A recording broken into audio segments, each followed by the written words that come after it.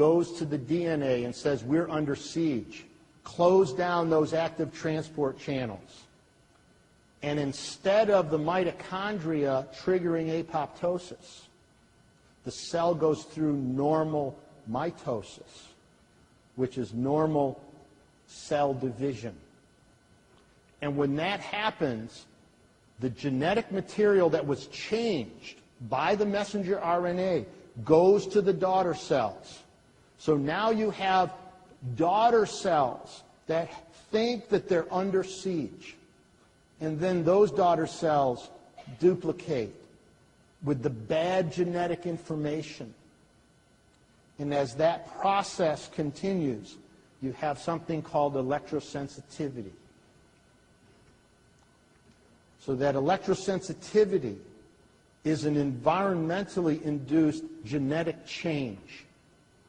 And when a person is electrosensitive, they will react in an allergic manner to any exposure to an electromagnetic field. That's why you have people who are electrosensitive who can sense a cell phone call before the phone rings. And that's why you have some people who are electrosensitive who can walk into a room and have such a splitting headache because there's Wi-Fi in the room that they can't stay there. Here's what the problem is.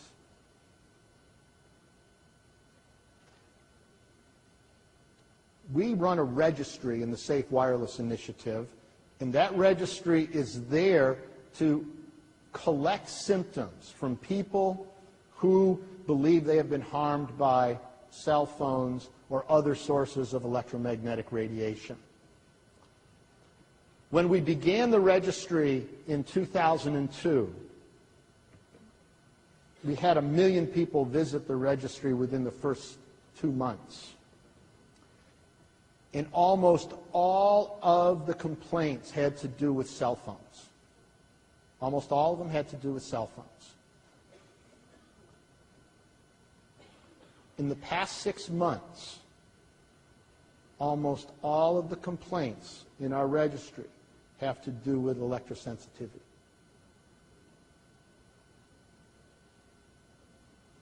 Now, in the old days, 5 years ago,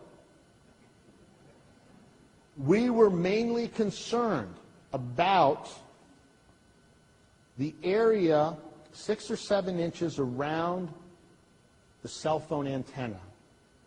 We called that the near-field radiation plume.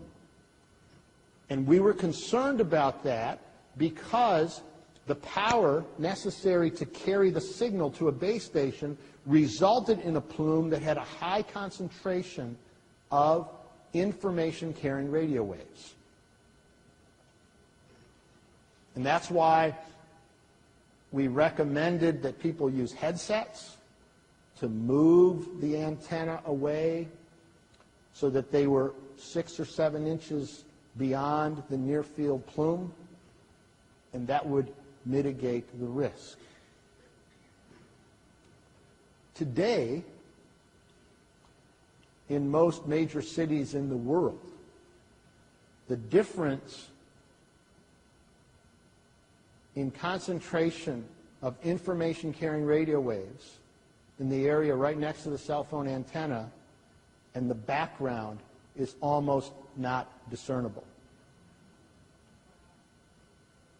In some places like Toronto, in the last 5 years, the concentration of information-carrying radio waves has increased 500,000 times. Now, in that effect window, where we have in milliseconds recognition and then in 3 to 5 seconds interpretation of harm, and then in 30 seconds to a couple of minutes the process of shutting down active transport. In that window, There is no threshold. What that means is that there is no safe level of exposure to information carrying radio waves. In the lower window, where you're talking about the electromagnetic fields, the extremely low frequency coming from electrical outlets, there is a threshold.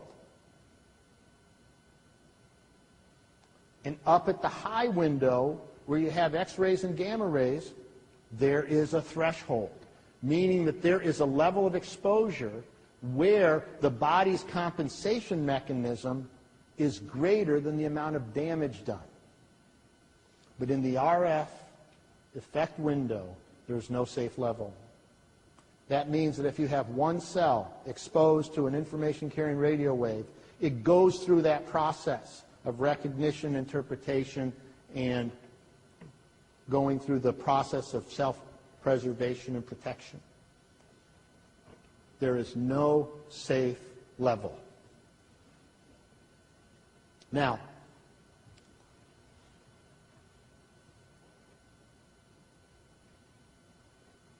$15, $20 years ago, there were information-carrying radio waves. Remember in the old days when we used to have these TVs with those antennas on the top of the house? And then there was an antenna on the top of a mountain. And what it did was it sent an information-carrying radio wave from the antenna on the mountain to the antenna on your house.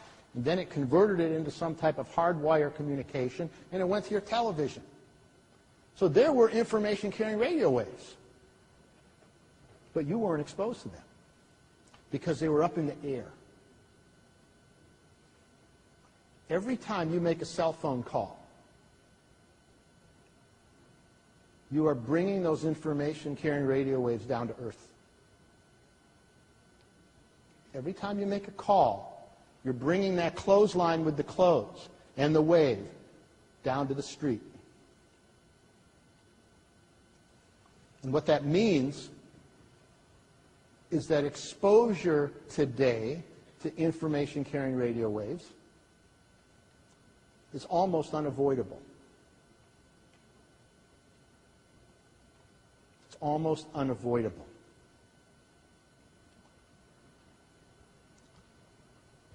Now,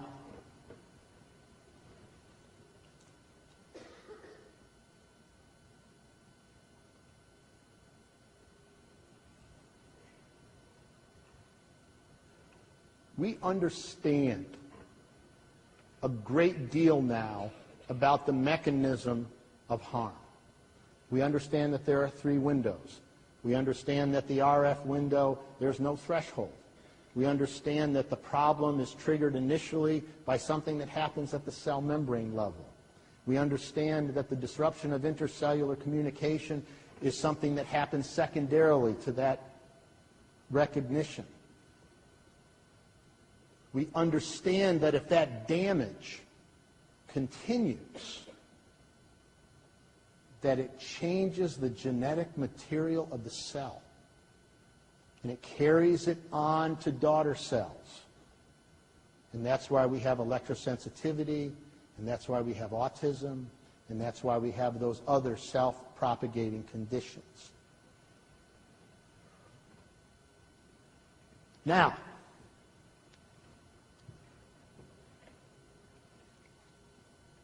do you ever wonder what scientists think about when they go to bed?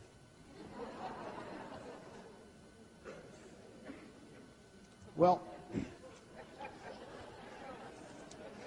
it isn't what you think. We go to bed wondering about what if we could stop that damage happening at the cell membrane level? And what if we could restore all of that intercellular communication? And if we can do that, then we can reverse the damage. We can stop the damage. And wouldn't it be great if you could prove it?